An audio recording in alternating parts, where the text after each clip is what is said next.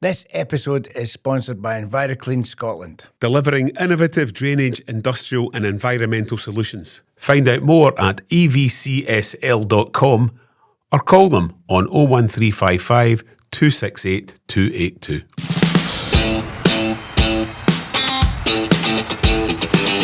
I'm back with another episode of the Let Me Be Frank podcast with myself, Simon Houston, and Frank McAvenny. How you doing, mate? You okay? Yeah, good. Excellent. We've got an interesting episode today because we're going to talk. We've got a footballer, a former Celtic striker like yourself, but a guy who has entered the world or did enter the world of podcasts too. Mm-hmm. So we're looking for some advice off this man. Plays more golf than me. Aye, somebody plays more golf than you. Yeah, who's that?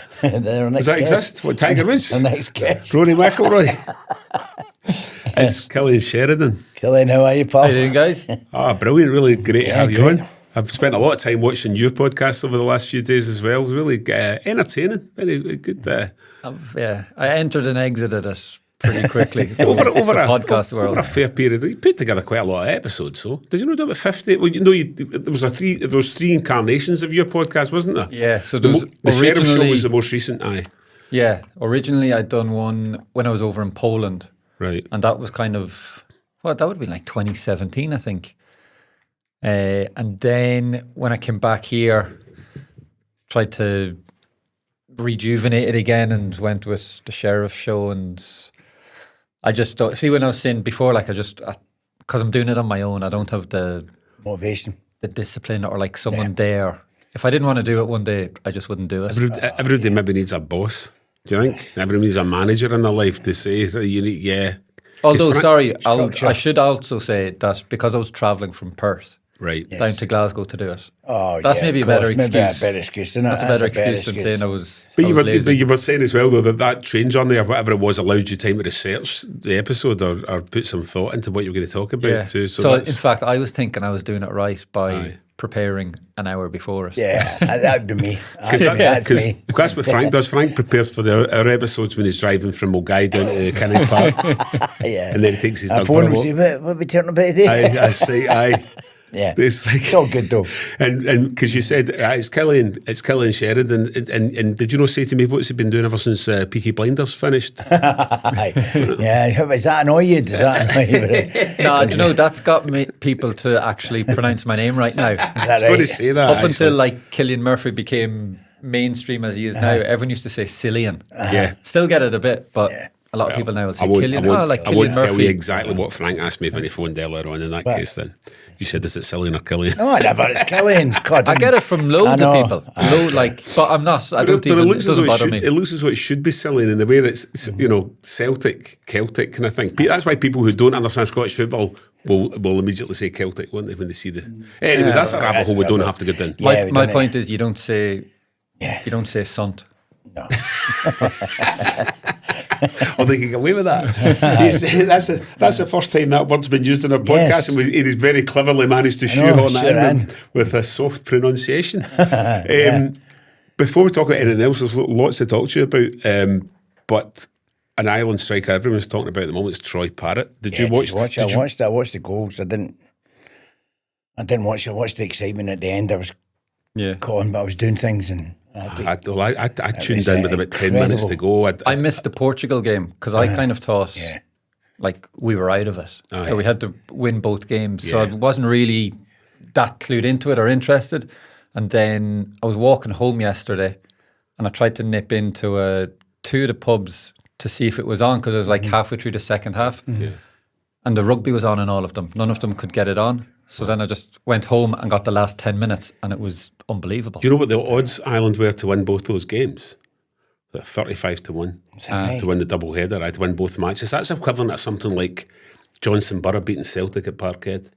Like it's one thing to beat. I think you get bigger odds than that. No, I think well, let's check. Right? Any bookies out there? What odds would Johnson Borough beat Celtic at Parkhead? I'm saying about 35 or 40. A couple of weeks ago, it may have been 35-1, but I think they've got their act together now. But it was incredible though, because like I kind of forgot the Hungry game was on, and I got the last 10 minutes on RTE. How did I manage to hold RTE living in Scotland anyway? But I did it anyway, and the 5 minutes of injury time was just absolutely incredible. It was crazy. That's old style football, that launching right up the park, launch it for the halfway line, the keeper, and just put it in the mix. And by the way, big scales. That's the only way you could do it. Have you got anything to say about big scales? What? I've not been his biggest fan. I've not been his big. Listen, I've been a critic, but I keep saying to him, stop pulling people by the jersey, because you can't do it now. You know, he keeps grabbing people by the jersey. Give yourself that yard so that if somebody don't let it sit. You know what centre forwards are like. If he came that close to me, I'm turning him. I think he's gotten over the last year. He's gotten 2 years a lot better. He's getting a lot better, but he's got to learn to stop grabbing, because it is. And in today's football, you can't get away with it. Yeah. And I would hate for the boy to cause something and just pull that. You know, he's a big lad. The flick on for the flick on for the winning goal in Hungary there was just tremendous. How he managed to. He's great and he's good in the air going that. But I just he's learning. But he's for me it's just what's he doing? Don't give stupid fouls away. And he sort of tends to follow people in, whereas he can hang out and let somebody else pick him up. But that's my credit. And you played the same. Him too bad. You said you played the same boys club as Troy Parrott. You were saying? Yeah, Belvedere. So it was. I think they'd done a feature on the club there back home a few days ago. My sister sent me little clippings of it. Aye. And so I think they're getting a good bit of coverage now back home as well. But he was always touted as a big star when he went over to Tottenham. Yeah. And then I think he struggled for a few years and kind of got himself back together over in Holland with Alkmaar. Yeah. And now he's flying. I think he's over there. Someone told me he was over there. He went over there and he just concentrated on football. Yeah. And took everything else out of his mind, out of his head. You can't really do that in London, and I know that. Yeah. Well, you maybe heard the same. I heard an interview. I don't know who. I want to say Andy Townsend, but I don't know. It was a former Ireland international anyway, talking on a radio station about how he's quite comfortable in the Netherlands because it's quite similar to Ireland in some respects. He can just quietly. Everything's close by. It's not a massive country. You can get from A to B, and it doesn't have the same kind of what you're saying about London. But he seems to have, and he's scoring goals all over the place. Did you see his interview afterwards? You know, I didn't actually. No, I told him it was good. They they interviewed him after, kind of straight after the game, and he was speechless. Brilliant. Crying, teary-eyed. I did see that. Having to take moments, and you could just see how much it actually meant to him. It wasn't one after a game where you can you're still in a mode of you can give the kind of cliched answers, but he had nothing. He didn't know what to say. It was really, really good. Refreshing. Yeah, that's good. When do we know who they get? Thursday. Thursday, is it? It's as early as that. Aye. That's the day. Today. We could get Scotland. The podcast comes out on a Thursday morning, so it could be. Well, we don't know whether Scotland beat Denmark 2 nights ago or not. They did. So, how did you deal with the time machine aspect of podcasts? Or did yours go out straight away? Usually, that was the one thing that I struggled with. Aye. I wouldn't really talk too much. Topical. So this term, and then I'd have to make up stuff. There's a term evergreen which we use all the time now. So we'll get an episode. We'll say, right, this is an evergreen one. We were just talking about Celtic. Exactly. Oh my God, he doesn't shut up about Celtic. But we'll do. There was the Scott Brown one we did end of last year, probably a year ago now. He was sitting here, and in a few hours' time, Celtic were playing Dortmund in the Champions League, and so but the episode went out 2 or 3 days later. So Scott's saying to us, I'm itching to go home and watch it again. Of course, Celtic were 5-0 down at half time and all that. Then it was the look of, we're sitting discussing it with expectation on our face that it might not have been a pumping, Anyway, so but Ireland, let's say if Scotland haven't beaten Denmark, that'd be a game and a half, wouldn't it? Hope no, because there's other teams that they could get and both go through. It'd be nice. Yeah, I think all the home nations are in with a chance of qualifying. Yeah, I think so. Right. I think the World Cup is. I think it's quite an obvious thing to say. 10 times better than Euros. Yeah. I was saying this to my friends. I don't know how it's going to be this year though. Because there's more teams. It's Mexico, it's America, and it's Canada. It makes it difficult as well because the Tartan Army foot soldiers. But I'm sure there's a time difference between all them as well. So When I was in Mexico, it was all there. So it was a time difference. All the games were on at the same time, and far better being in one country. I know. I don't know how they're going to do it, and I don't know how Trump's going to get about for one one game, also when it one comes game to the next.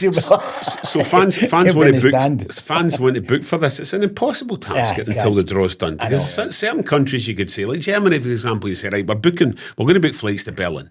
Yeah. And then we're a few hours on a train. Yeah. But if you're playing in either Canada or Mexico, you can't do it. You can't do it. And the airlines will just put prices up, wouldn't they? Prices are going to go astronomical through the roof. But there's also talk of a wee bit of jiggery pokery with it as well, that apparently, like, England know where they're going to be. Nah, it's a lot of nonsense. I know, there's two different schools of thought in this. The people will say what you're saying, how can that be until the draw's made? Mm-hmm. And then just watch, that England will be somewhere like New York, Chicago, somewhere they're nice and... I was saying to my friend the other day that I would take qualifying for every World Cup in my lifetime, like Ireland qualifying for every World Cup, over them winning a Euros.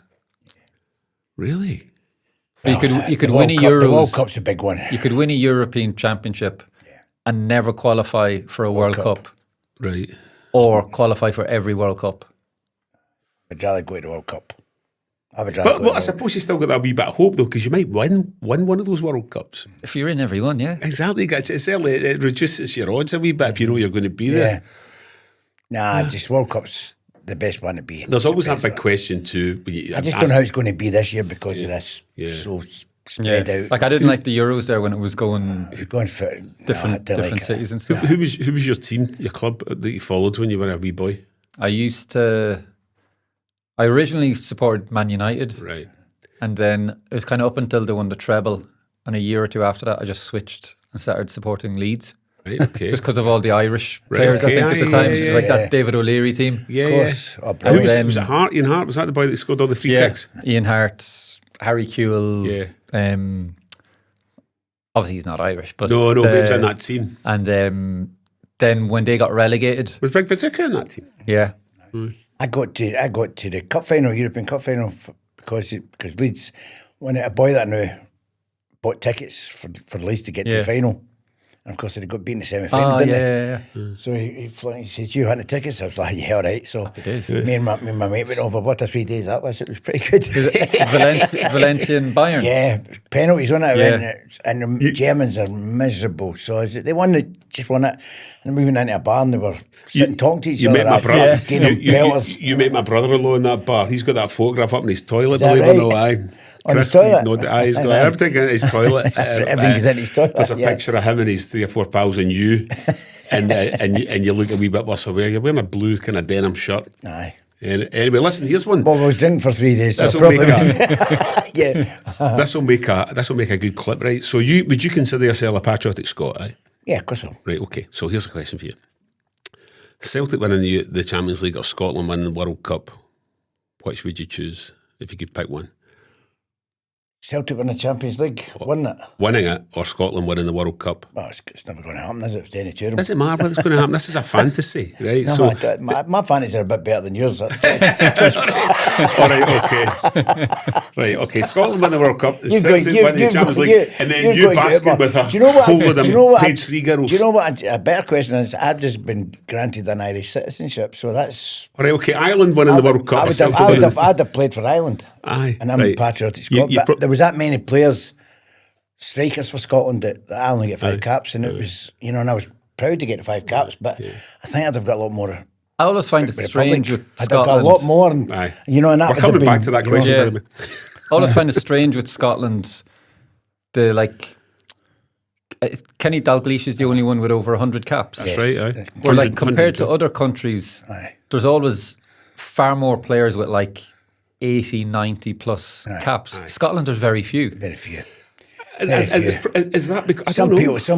I mean, listen, I'm not going to name names, but some people get 50 odd caps, and you think, how will you get name? Go on, name names. No, I'm not going to name names. No, but then really good players have 50 that should have had 90 or 100. Here's one for you, right? So the Lisbon Lions, in their entirety, I think it's something like 111 caps in total. Really? Bertie Auld get 3. Yeah. But 3. No. Bobby Murdoch got a handful. I think Big McNeil was probably the most capped, to be maybe 20 or odd or something. I get 30 something, 30 something. And now you could argue that teams didn't play as many international matches, our country didn't play as many games in those days, but still. And Jinky a handful. But anyway, if you told them all up the 11 players, they get something on it. I get 5 now. I used to tell Betty, because Betty told me I wasn't going to make it in football. Yeah. And I used to say, I get 2 caps more than you. Or I well. get 5. Aye. You get 3. No, it was I never would have brilliant, thought absolutely brilliant. I never would have thought that I was only 2 caps behind you. There you go. That's crazy. 5 caps. I never got and played twice in the World Cup and 2 qualifiers, and then Saudi Arabia. You didn't, in your Ireland international career, you didn't barricade the manager in his hotel bedroom or anything like that, no? I might explain the lack of Frank's cards. Or maybe that's where you're going wrong. I done the opposite. That's how I got my cap. People don't have a funny. You were letting him out. People don't see the funny side. But anyway, right, so you're not going to answer that question. I noticed you sidestepped it beautifully. Yeah, it's very good. Aye, it's okay. That's not going to work as a clip now. The way clips in TikTok work is you give a really controversial answer and then folks share it. I don't know, but listen, I would like to tour them, but Celtic to win the Champions League, yeah, I would have that. Celtic have won it though. Scotland haven't the World Cup. Oasis again. They've won it. They've won it, yeah, good answer. I never thought of that, but they did, yeah. A European Cup, same thing. There we go. So, right, we're back on to you now because we've been talking about Frank for long enough. It's almost as though it's his podcast or something like that. Who were your 3 caps against? Can you remember? Who made your debut against? Paraguay, Algeria, and then Argentina. So Paraguay, Algeria, I came on subs, and then Argentina I started. It was the first game in the Aviva. Right, okay. What was that? What was that in? Just friendlies? Just friendlies, yeah. But the Argentina game, I think it was a Saturday. The Friday night, I played 70 minutes for the under-21s. Wow. And then you played the Saturday. And then started on the Saturday. And did Argentina have much of their full Did team? the Was manager- Messi playing around? Yeah. Did the manager know that you played the night before? Yeah. Maybe hidden. That boy's looking off a tired. He's been out last night. It was Trapattoni, so maybe it was lost in translation. Yeah, maybe. Yeah. He thought, no, he didn't play. So when you were playing with Ireland, was Aidan McGeady playing at that point? He was he in the Argentina squad? Not sure. But you'd have been in squads with him though. Yeah, Aye. Because a good pal of yours, isn't he? Yeah, no, from an Irishman looking at what some of the grief he got being Scots born and electing to play for Ireland, what was your take on all that? Do you think it was a bit unfair? I mean, who did we have on recently? Actually, it was Shabana Hearn, Talk Sport, talking about her sister who did the same thing. Yes, But I suppose lots of guys have done that. Whether I wouldn't have had a problem if it was me. If they'd done it to me, I wouldn't have had a problem. So I'm quite happy. From what I know, it seems like Scotland kind of created their own problem. They didn't pick him at schoolboy level and whatever. Here's the thing, but Matt's benefit, we had that many, when was the last time we had that many strikers? I mean, everybody played round about me, Coisty, Moe, Charlie Nick, Douglas, Graham Sharp, Dave Speedy. I mean, unbelievable strikers. Did we get any Paul country, Sturrock? Sturrock was there as well, yeah. So it was great strikers. Now we don't seem to have any. I mean, is that down to Scotland? What do you think that's down to? Is that down to coaching? Or is that down to... Do you think it's like kids just want to all be number 10s now? When they're No, I don't think so. Wingers, everyone wants to be wingers. Everyone wants to be a winger and cut inside. But they don't do it now. They just go down the wing and they cut it back and get back to the fullback and then they get back to centre half. And back to goal. No winger now is like, no right winger is right-footed or a left winger is left-footed. You see... As a striker, what was your thought of that playing? I mean... No, I know my temper. I wouldn't have let it happen. I'd have had somebody by the throat at half time because I would have got it off my centre halves if I didn't control the ball and all that. If I didn't keep the ball. Yeah, I know. So I would have been saying, if you're not getting in the box, what's the point of me being here? I know. As soon as the ball goes out wide, I'll just start shouting, cross it. Yeah, just cross it. Of course. I've got a theory on this. So I think of Scott Sinclair when I think of that, right? When he came to Celtic, played in the left with a right foot. In his first season, he was explosive. And then he was okay in the second season, then he kind of faded and he left. And when you're playing in the Scottish League and you're playing against the same team potentially 7 times, right? You know, like 4 times in the league, maybe a couple of cup ties in a replay or whatever. Fullbacks really get to know what you're going to do, don't they? You know, if you're playing against a winger maybe once a season or twice a season, you're maybe not as prepared for what is. But because Sinclair to me became really easy for fullbacks to read. He's going to cut inside. I think if you're faster than a fullback, it doesn't matter. It doesn't matter. I mean, I think it. But showing someone onto their weak foot. But if you're should be for a basic defender a fairly straight. I think at that level, if you're like a Celtic level, I think you should be able to cross. Not 5 sides at Drumchapel level, then no. Okay, I think you should be able to cross the ball with your weaker foot. But does it not amaze you how many folk can't though? Professional footballers. You know, they will do everything they possibly can to get the ball on a strong foot. It annoys me when you see people going down. I mean, I haven't done the wing, even though I'm a striker, cut and turn, take the ball down the wing, cross it with your left foot. In Cyprus, I played a lot as a winger. Aye. And I would literally, as soon as I got the ball, if I had a yard or any kind of space, I'd just cross it. Yeah. It's their fault for not being in the strikers, because I get into trouble if I'm not there when somebody crosses it. Yeah. So it's natural it should be the same way. So if they don't cross it and go back, I mean, now you see them getting back to midfield, getting back to defenders, going back to keepers. I'm like, what? You know, so it's a wee bit different football. I know it's from when I played, but I would think it was better for when we played. I'll ask you both even this. When you played, it was better than now. They don't want to cross the ball. I can't watch the Premier League. No. They don't want it. I just find it boring. All the teams seem to be the same. Yeah, everything. That's why I prefer watching Scottish football. See, when you played, did this thing come in that it's now zones and all that kind of stuff? Was that in the game when you played? Because they're telling them where to run now. What do you mean? How can a manager tell you when it's all zones? You've got to go there, and when you're doing this, you go there. But what happens if you lose the ball? How can you go there? It's all. I don't think you mean the structure you're talking about? The structure. The coaches are telling them where to run, what to do. And how can you coach you that? How can you do that? How can you coach somebody where to run? I think it's just natural, though, no? Well, like for every, should be. But like when you were playing, the generation before you probably would have said. I don't think the generation before Frank played football. God, generation. But there was probably phrases and stuff that was coming in then, and they're like, God, this new style of football. Yeah. What do you think of that? What's coming out then? See, there's low block, and I sometimes hear the phrase I always hear is, what's the past commentators always say? Slide rule or a slide rule pass. I've never heard a manager or a coach ever use slide that. Rule. I only ever hear commentators using it.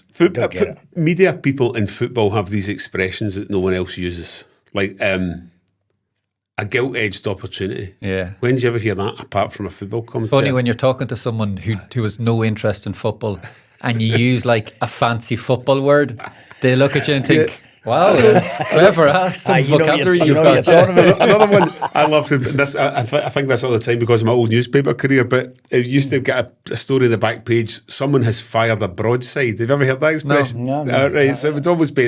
I think it was because back to the 80s or 90s. It was if somebody fired a warning at someone, like we're going to do you, or somebody you had a real go at somebody. You fired a broadside. Never ever heard that expression. Anywhere other than probably in the back page of the Daily Record. Right. But you do have these kind of weird terms. But could have been other papers. But a slide rule is basically a slide rule is obviously just dead straight. I think that's all that means. It's just a true ball or something. Just a flag, but you should. I don't know. As Roy came in saying, it's your job. That's what he says, isn't it? But what a great save! It's his job.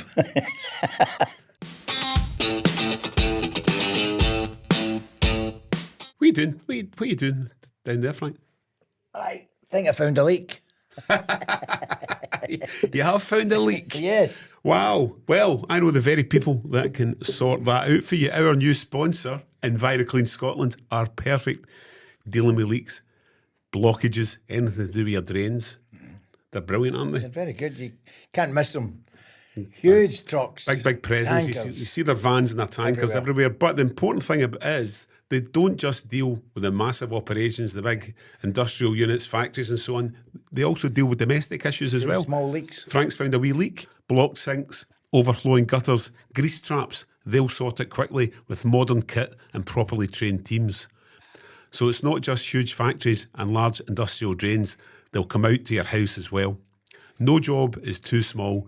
Whether it's a stubborn blockage or a messy overflow, EnviroClean gets it fixed without stress. It's a fast, reliable service, and they've been keeping Scotland flowing smoothly since 1997. And get in touch if you do have any kind of small drainage problems, whether it's a domestic house or a small business as well. Or maybe if you're a football manager and there's a leak in the dressing room. There's been a few of them in your dressing rooms over the years, Francis. A few leaks, yes. But EnviroClean Scotland. So if you want to find out more, visit evcsl.com. And Frank, what should people tell them? Tell them Frank sent you.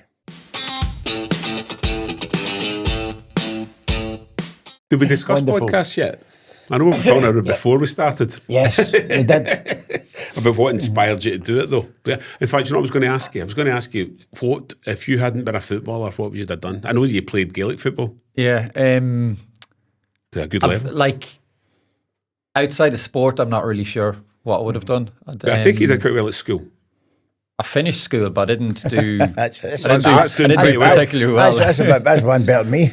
I'd signed for Celtic in Easter before I'd done my exams, so I checked out a little bit. So in Ireland, they're quite similar to the English system. It's A levels you would have done, no? We do. It's called your leaving cert, and it's a points system. So like in A1, you get 100 points. Right. So maximum you can get is 600 points. Right.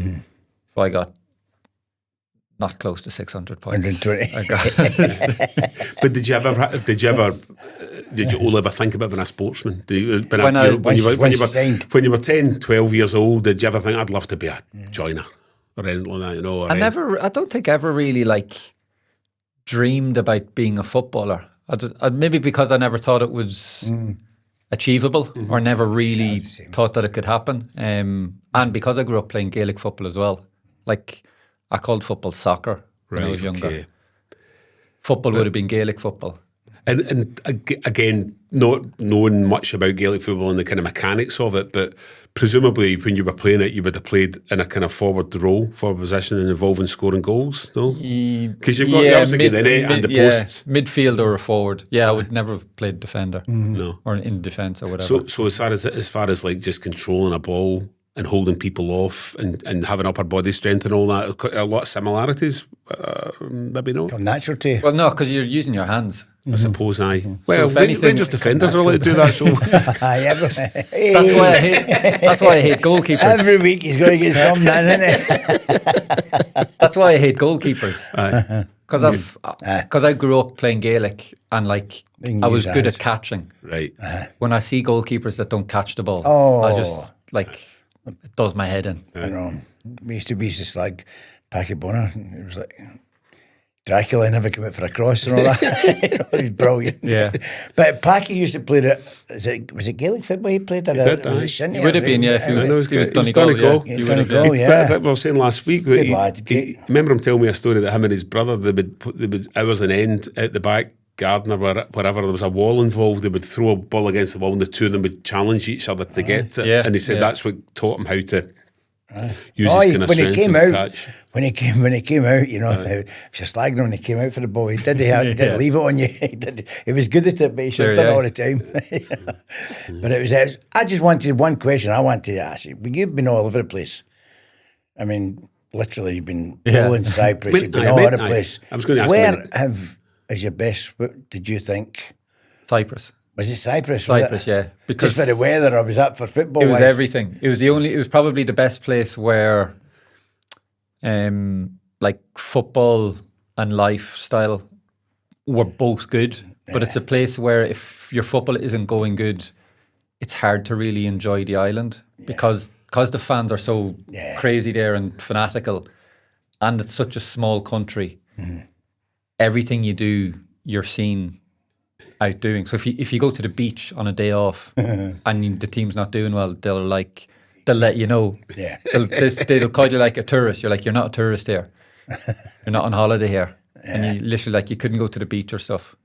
But if football was going good, you could kind of do whatever you wanted. Brilliant. Until things went bad again, and then it's like, oh, you were right 3 months ago. It's a bit like Glasgow being the centre of the sunshine and all that. Yeah. You couldn't do anything. Yeah. I'm going to do something that we did with Kyle Lafferty, because he was also a man of many clubs. Right? He's been a few places. Well, many clubs did you go to? Well, this is what I'm going to ask. All right, okay. I'm going to see you. Just give us don't need to bother with the countries, and then just give us the name. If you can give us the names of the clubs from 2006 that you played with, including on loans, right? Yeah. See if you can do it in order. Did he get including loans in order? Including loans, aye. So you've got, So obviously, I'll give you a start, right? So when you left Celtic first time round, you went on loan to Motherwell. Yeah. Right, so if you can pick it up from there. So Celtic, Motherwell, Plymouth, St Johnstone, CSK Sofia, St Johnstone, CSK Sofia, briefly. Possibly. Briefly, yeah, that's fine. I'll let you away with that because they don't show again in this, which might mean... Kilmarnock. Yes. Apoel. Yeah. Jagiellonia. No, you've missed one out. You missed one out.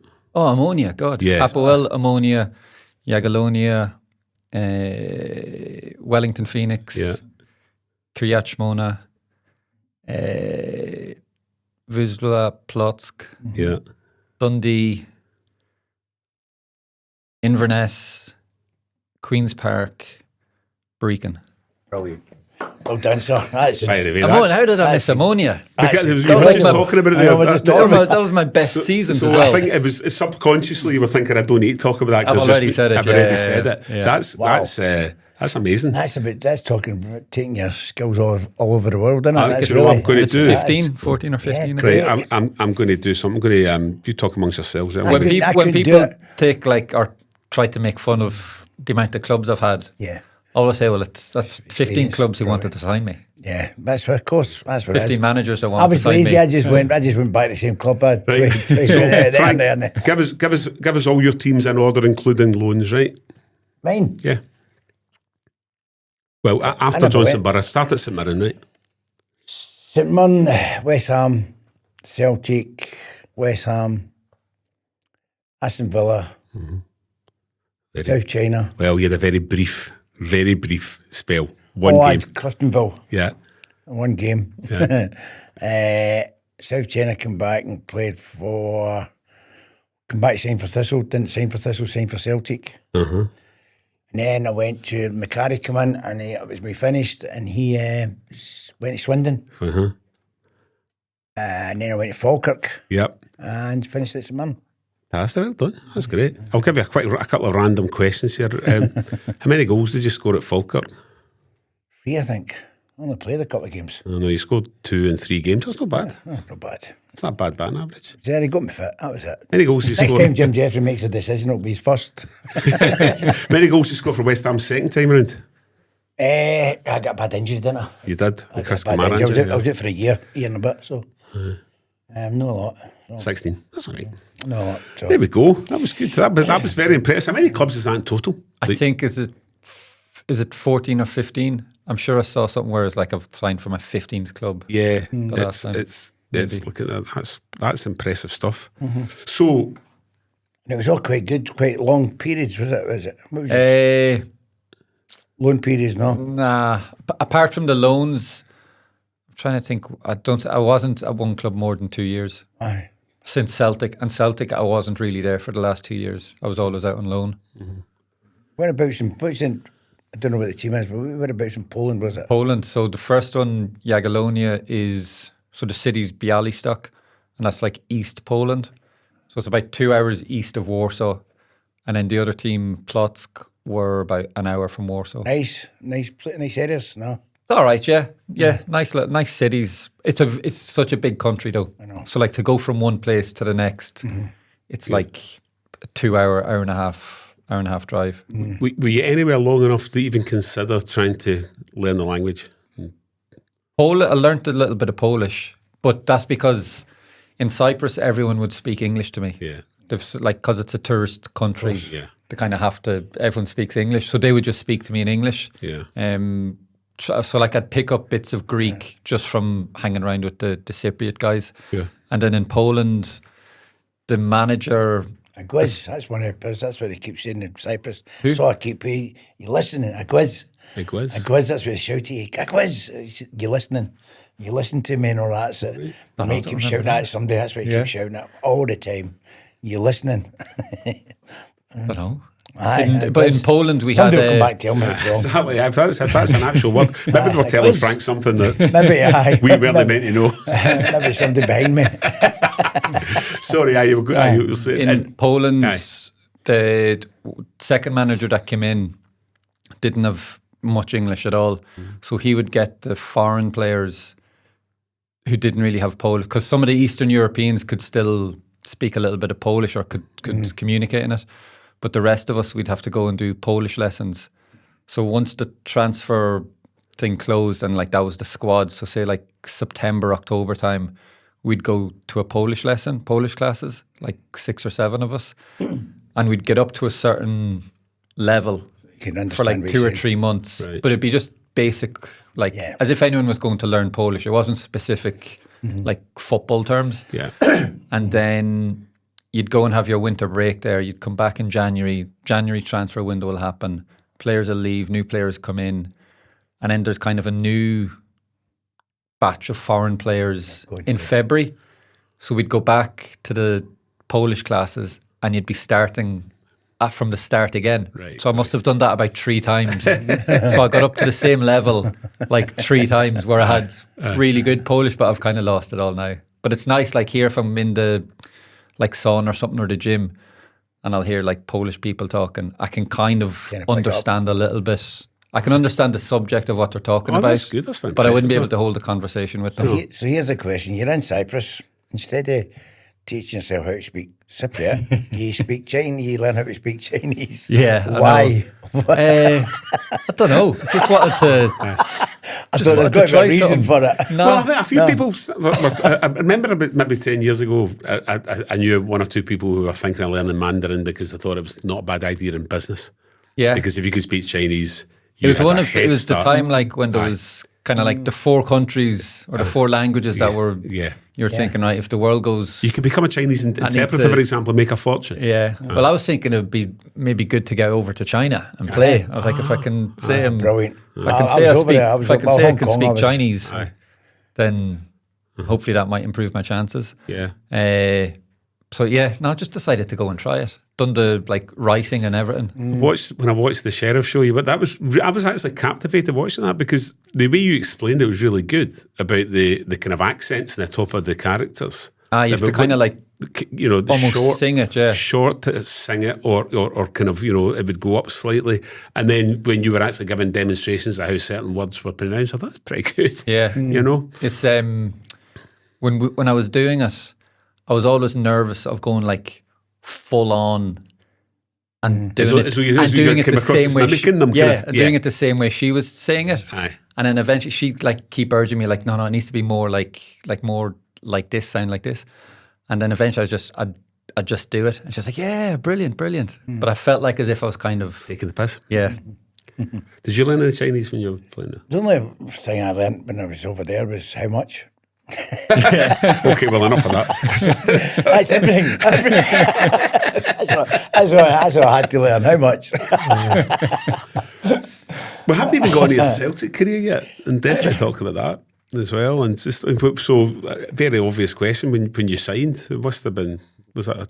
I know you were a Man U and Leeds fan, so it probably wasn't a dream come true. But how did it feel? No, it was obviously amazing at the time because Celtic were also the only club who did offer me a contract, and it was coming near probably the end of. Because I went over a year later than most guys would. Most boys would have went over 16. I went over when I was 17. And it was kind of at the same time, I think was it that summer or the summer before, I got offered Aussie rules to go to a Brisbane Lions. Yeah. Mm-hmm. And that kind of happened at the same time I started going for football trials. So I said to them, look, if football doesn't work out, let's meet again and maybe I'll look at this. So the fact Celtic, I don't know if Celtic didn't offer me something if I would have had somewhere else to go or anything. So once I got I think it was Tommy Burns after I played a trial match. And I think later on that day, or maybe the next day, he said, like, we want to... You signed a 3-year deal pretty quickly, aye. Tommy knows a football. Joe McBride was among the coaches. Joe McBride Jr. Joe and Willie McStay and Joe. Well, he's been here since forever, hasn't he? Yeah. He's been here forever. And I loved it when I went, because I knew a few of the guys from my Ireland team, under 17s and stuff, and played with one of them. He was at Belvedere with me as well. Yeah. So it was fine. Like, came in, never homesick.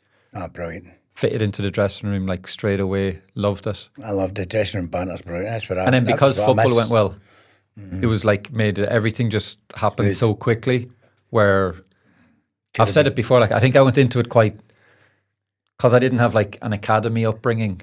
It was all quite new to me. Yeah. So I went into it very naively, where like I felt like there was no pressure on me. That's a bit similar to you as well. You didn't go through the whole boys club process. I don't think or I could have academy. made it. You know, when back in the days, you had to clean boots and all that for the pros. And if I'd have got a bad pro, I don't think I'd have made it, because, you know, I know some boys, and I used to have a right go at them. They used to fling the boots at the boys, and I go, "What are you doing?"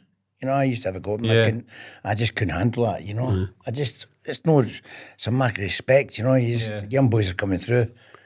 We had it all right. We had it where John Clark would assign like maybe 4 or 5 of us. And I said, was it, you done it every day, or you had it for the week?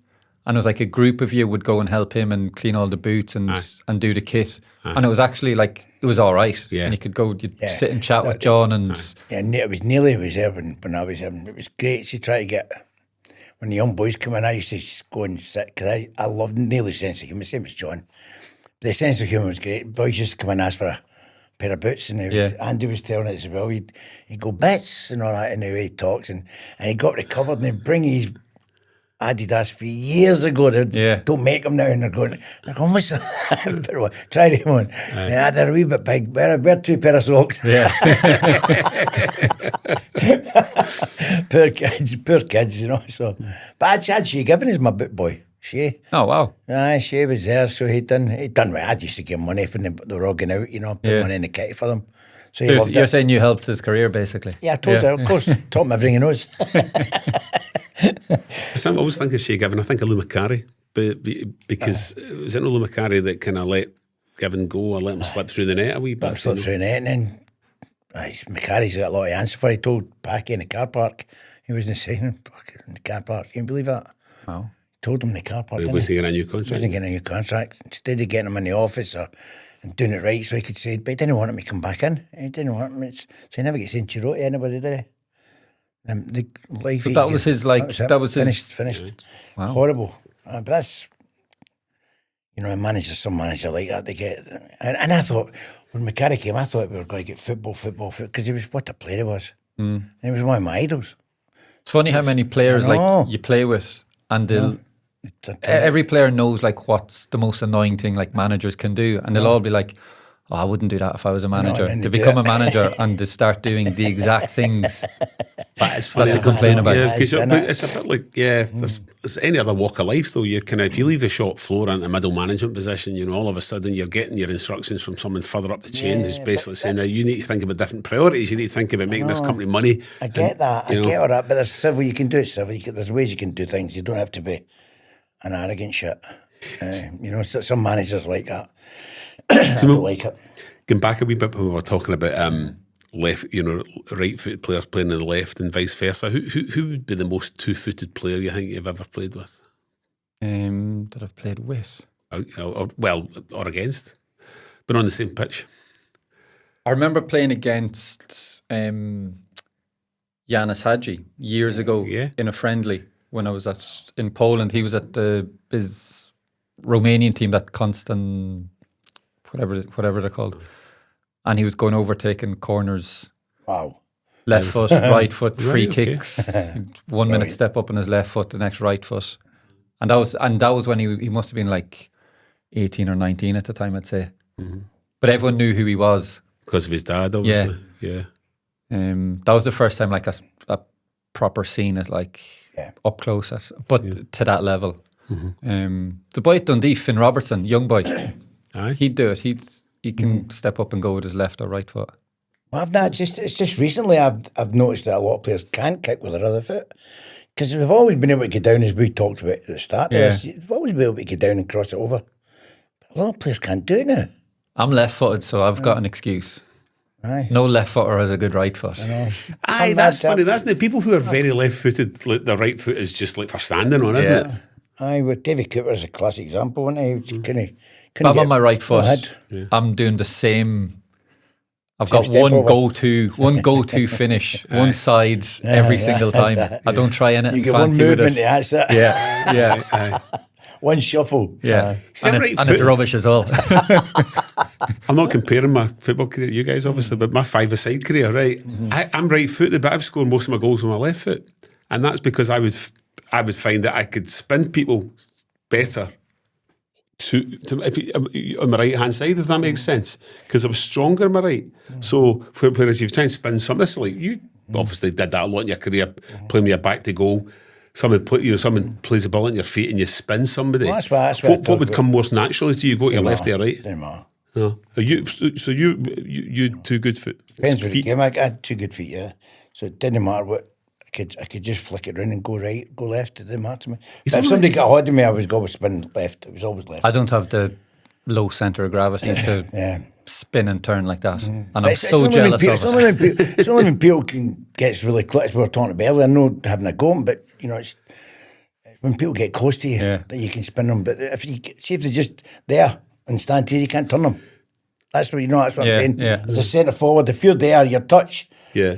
The centre half should be there. Shouldn't be there. So if you go there, they turn you. Yeah. If you're just there, your arm's length, and they can't do anything. 9 out of 10 they pass it back, and that's you've done your job. Then you come off them. Yeah. Who do you think would be the best striker with his back to goal you've ever seen? Kenny. I was just going to say it. It wasn't my mouth. He used his backside so well, didn't he? The only one I've seen it is John McGinn. Aston Villa now, he's got the same size arse as him. And he just can't get ball off, and he just turns both ways. But Kenny was incredible. Yeah.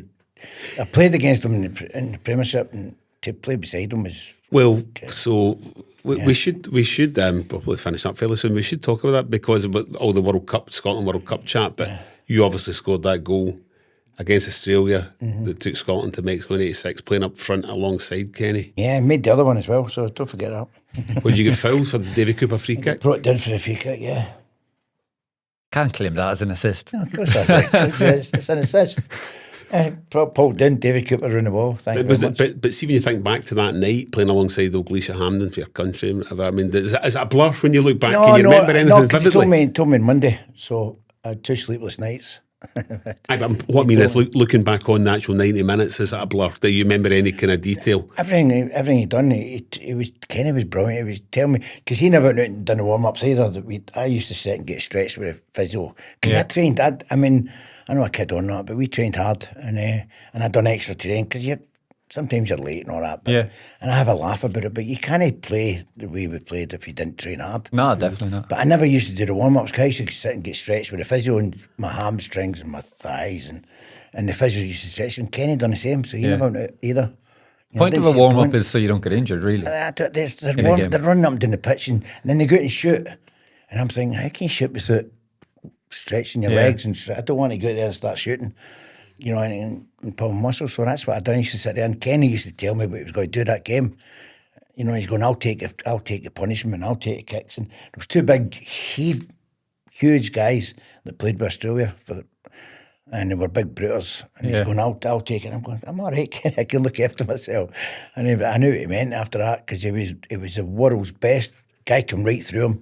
Kenny got up and he come down. Unfortunately, he stood in the guy's ankle, and it was a mistake. The guy's lying there in agony, and we've got a free kick. So it was brilliant. It was absolutely, and I learnt a lot off him that night. Just that one time playing, brilliant. That was those days, World Cup qualification was a fairly kind of standard procedure for Scotland in those days. Do you know what I was thinking about too? Again, all the World Cup chat. That there was always a World Cup song. For the squad would record. Do you remember what the Mexico song was called? No, I wasn't there. How come? I don't know. Was it? I might have been. I can't remember. It was. The song was called "We're Making a Big Trip to Mexico." May have been away for a holiday or something. Don't know. But since I was listening to some of the 1982. Sounds like a really good song. It was great as a belter. It'll be your desert island song. But because with Scotland, even though we'd always qualify and always get bumped out before the knockouts, they always had a half decent song. In 1982, "I Have a Dream" with John Gordon Sinclair. Remember that? Yes, I remember that one. An absolute. I've been playing that. We were last to see. We were last to qualify for the World Cup. Of course, because of the playoffs against Australia, so all the good details were gone. We were last to qualify. Somebody says, I think it was Ruffy or something. Somebody says, the press, you're last to qualify for. Ruffy says, yeah, first to leave. I think press a lot. What? So it's the opposite of that kind of first out the taxi, last into the bar. Brilliant, good fun. Oh, that's great. Well, listen, a quick reminder, everybody should have done this earlier. Cillian you should have been reminding us to tell people to subscribe and hit like. Although you don't. That's why I don't do them anymore. It's all free. Just press the button. Thank you very much. Hit subscribe, hit the like button too, and leave comments. And as every comments week, have been good actually. Comments have been brilliant. Thanks very much. And finally got hold of Brendan McCarthy, who's getting his £50 voucher. So Mr. Sings into it. Have you spoke to us? Spoke to him today. Good. And so again, we're still doing this until the end of November, so we've got a couple of weeks yet. So if you fancy £50 worth of voucher for Mr. Sings India in Glasgow, leave a wee comment saying why you should get them, and we'll hopefully look upon you favourably. Best curry in Glasgow. So there we go. Cillian, this has been great. Really enjoyed it. Thank you very much. Thank you very much. Thanks for having me on. Have you liked the setup? And it's good in here at It's Next Studios, isn't it? No, brilliant. I'll see you tomorrow as well. Brilliant. On the golf course. Hopefully, yeah. Hopefully we get to play. I didn't get a chance to talk golf with you. We'll get you back on at some point. You can talk golf. When Frank starts talking golf, that's it. We're going tomorrow. Glen Eagles, that's us. And we're playing. You're going to get into the Dundonald next week. Excellent. I'm going to try. I can put a card in, can't I? I can. I'll do a general play. I wouldn't do it down there. No. How? It'll be too hard. You right? A wee bit. You want your handicap to go up, do you? No, I'm 10.3. I want to be single digits before the end of the year. Single? Oh, well, I've always said that. What's the secret? What did you do? Yeah, you don't right, we're talking enough nonsense. Right. We'll leave it there. On that note, we'll leave. We've got a real we've got a cracking episode for next week. I won't spoil it for you at the moment, but it's something really, really good. And we'll leave it there. Cillian Sheridan, thanks for. I keep going to say Cillian Murphy. Cillian you've got me saying that from earlier on. Cillian Sheridan, absolutely. You're a better actor than him. Thank you. Yeah, of course. Thank you. Yeah, I was waiting for that. Thanks very much. Don't forget to press the button. We'll see you all again soon for another episode of Let Me Be Frank. Take care. Take care.